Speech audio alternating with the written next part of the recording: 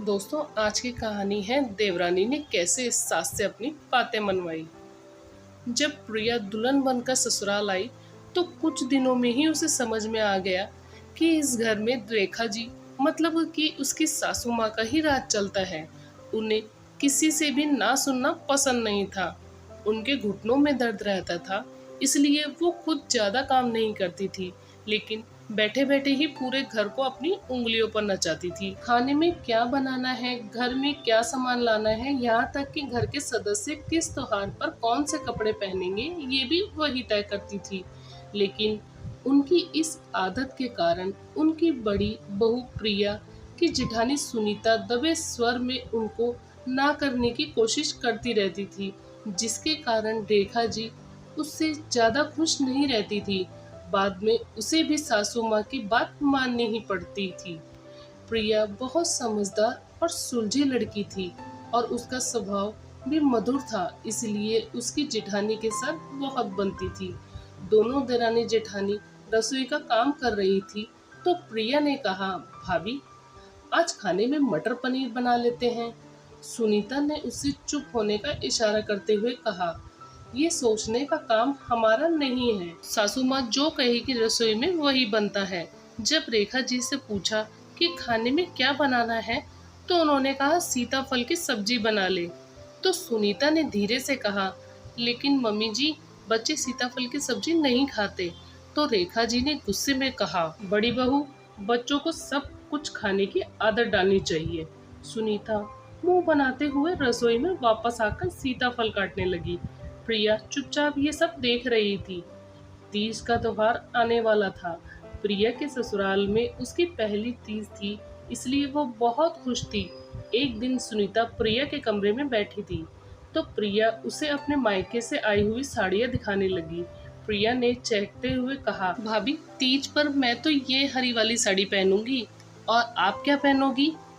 जो मम्मी जी कहेगी वो ही पहनना पड़ेगा, सुनीता ने चिढ़ते हुए कहा। क्यों भाभी, क्या आप कपड़े भी सासू माँ की पसंद से ही पहनने पड़ते हैं?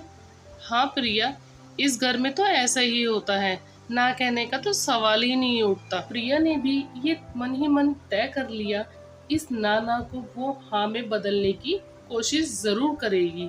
अगले दिन प्रिया ने रेखा जी से पूछा, मम्मी जी आज खाने में क्या बनाना है? छोटी बहू आज टिंडे की सब्जी बना ले, रेखा जी ने अपने घुटनों पर दवा लगाते हुए कहा। जी मम्मी जी, टिंडे की सब्जी तो बहुत बढ़िया होती है, मैं आज टिंडे ही बनाऊंगी। लेकिन मम्मी जी लगता है आपके घुटनों में काफी दर्द रहता है। हाँ बहू, तब तो आपको पौष्टिक आहार ही लेना चाहिए। डॉक्टर कहते हैं कि ऐसे में पनीर दालें ये सब खाने चाहिए। अच्छा बहू, ऐसी बात है तो आज पनीर ही बना लो। जी मम्मी जी, जैसा आप कहें। प्रिया मुस्कुराते हुए रसोई में आई तो जेठानी ने कहा, अरे वाह देवरानी जी, तुमने तो कमाल कर दिया। हाँ भाभी, आगे आगे देखिए होता है क्या। तीज से एक दिन पहले प्रिया ने सास से पूछा, मम्मी जी कल कौन सी साड़ी पहननी है? बहू वो लाल साड़ी पहन लेना जो मैंने दिलाई थी। जी मम्मी जी, आपकी पसंद तो बहुत अच्छी है, मुझे भी वो साड़ी अच्छी लगी। लेकिन क्या बहू? रेखा जी ने गुस्से में कहा।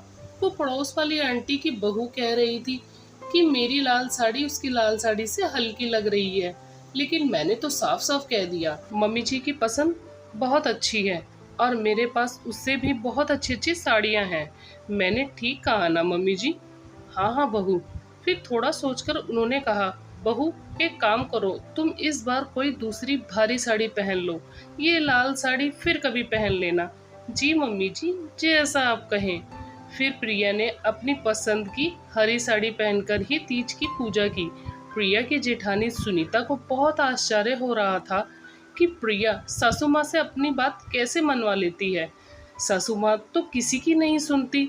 सुनीता ने चुपके से पूछा, प्रिया आखिर मम्मी जी ने तुम्हारी बात कैसे मान ली?